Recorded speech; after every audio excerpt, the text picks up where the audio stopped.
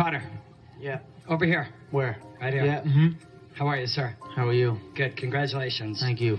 I was asking you on Thursday about his right hand. Yeah. Can I tell you what you told me? I said his right hand would get him into trouble. It's the shot I predicted. I said he'd overload on his right hand. I said I'd slip. I said I'd bang the left hook. And that's what happened. Word for word, you said, I felt when we stared down, I felt his right hand was twitching, which was a subtle tell for me. He is ready to unload that right hand, and I feel that could be a downfall for him. If he lets that right hand go, I will not be there. I simply enter the way I enter, and that is enough. They either overextend or they shrink away, but either way it is not good for them. I will create traps and dead space inside that octagon, and I will walk him into that dead space, but all of a sudden he will be in danger. How do you do that? How do you predict these? If you can see it here, and you have the courage enough to speak it, it will happen. So I see these shots, I see these sequences, and I don't shy away from them. A lot of times people believe in certain things, but they keep to themselves. They don't put it out there. If you truly believe in it, if you become vocal with it, you are creating that law of attraction, and it will become reality. I knew he would overextend, and I knew I'd catch him.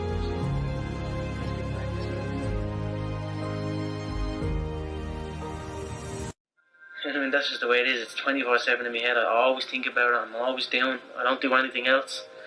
And knowing that I have that kind of mentality about it, that's what gives me confidence going in there. You know, I've already visualised what's ahead of me here. I've already visualised my hands getting wrapped and what maybe walking out to the weigh-ins, walking out to the cage. I can see everything. I can see. Of course, I visualise the belt, man. That belt, that belt is on me up 24/7. You know what I mean? I'm not going in there to shake no one's hand. I'm not going in there to be the token Irish guy.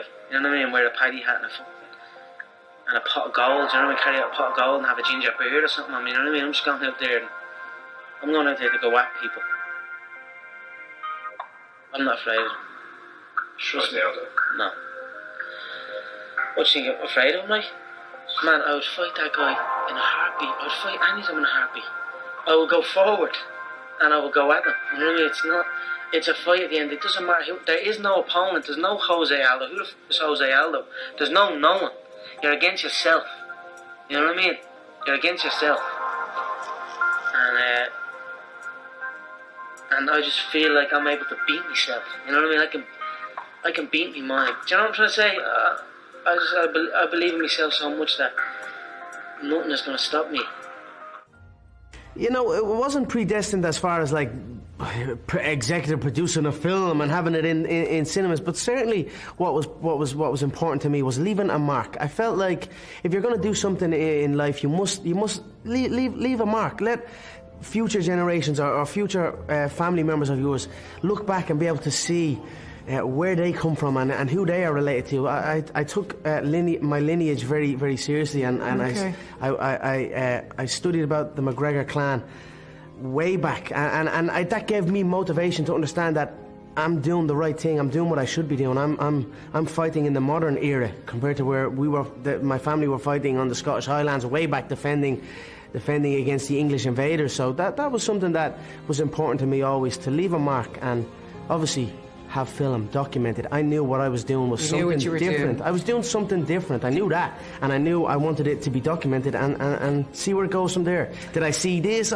You don't know. I don't know. I saw something. I had some sort of vision, and thankfully, as I grew older, it formed before me. For me right now, important is legacy, leaving my legacy behind, leaving a footprint, letting the world know and the future world know this is what I done when I was on planet Earth. And then, of course, with my son, Conor McGregor Jr., the legacy continues. Absolutely. And it keeps. But what's really nice, though, I suppose, is that we see a vulnerable side to you as well, that you were emotional when you won the featherweight title. Did you want everybody to see that, or did that just happen organically? Well, that fight was the most emotional I've ever been, because it was even though I unified the belt That was the interim belt, they call it in the game, and then a couple of months later I unified it against the actual champion, Jose Aldo. But even when I unified it against Jose Aldo, I wasn't as emotional as I was from the original one. The original one was the first time I strapped UFC gold. You have no idea how many times I've been told, I'll never do that, or never, let alone win the belt, even win a fight, even get signed.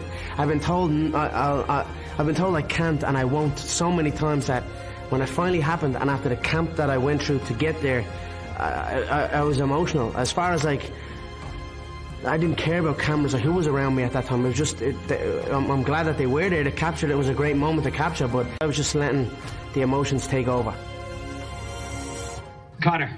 Yeah. Over here. Where? Right here. Yeah. Mm-hmm. I was asking you on Thursday about his right hand.